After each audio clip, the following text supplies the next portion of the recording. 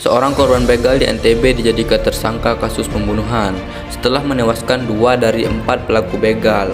Menurut polisi, status tersangka belum tentu bersalah dan tindakan pembunuhan itu merupakan overmatch, yaitu upaya luar biasa yang tidak bisa dihindarkan oleh pelaku seperti korban begal tersebut. Dalam setiap kasus, prinsip penegakan hukum harus tetap berjalan, di mana yang pertama ada keadilan. Apakah penegakan hukum tersebut sudah adil? Dalam kasus ini, saya menganggap tidak ada keadilan terhadap korban, di mana korban yang pada dasarnya melakukan pembunuhan terhadap pelaku pembegalan dalam upaya melakukan pembelaan terpaksa dan tidak menjadi tersangka dalam kasus ini. Pada prinsip kedua, yaitu kemanfaatan. Penegakan hukum harus memberikan manfaat kepada masyarakat. Setelah penegakan hukum yang kemudian ditunjukkan dengan adanya keputusan hukum dari pengadilan. Apa manfaat bagi masyarakat luas?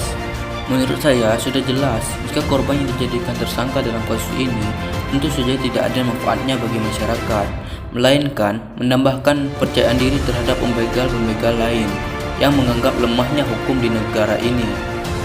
Yang seharusnya pelaku menjadi tersangka di kasus ini, malah korban yang menjadi tersangka dan diancam hukuman penjara. Pada prinsip ketiga yaitu kepastian hukum. Kepastian hukum terhadap yang berbuat salah harus ada hukuman yang mengaturnya.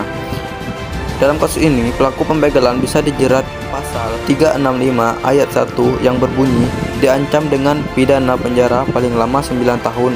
Pencurian yang didahului, disertai atau diikuti dengan kekerasan atau ancaman kekerasan terhadap orang yang dimaksud untuk mempersiapkan atau mempermudah pencurian atau dalam hal tertangkap tangan untuk memungkinkan melarikan diri. Karena sebelum mengambil barang milik orang lain, begal memberikan ancaman hingga melakukan kekerasan pada korbannya. Nah, terkait pembelaan diri, ada juga pasal yang mengatur hal ini, yaitu pasal 49 ayat 1 KUHP mengatur tentang pembelaan diri yang berbunyi, tidak dipidana barang siapa melakukan tindakan pembelaan terpaksa untuk diri sendiri ataupun untuk orang lain, kehormatan, kesusilaan, atau harta benda sendiri maupun orang lain, karena ada serangan atau ancaman serangan yang sangat dekat dan melawan hukum pada saat itu.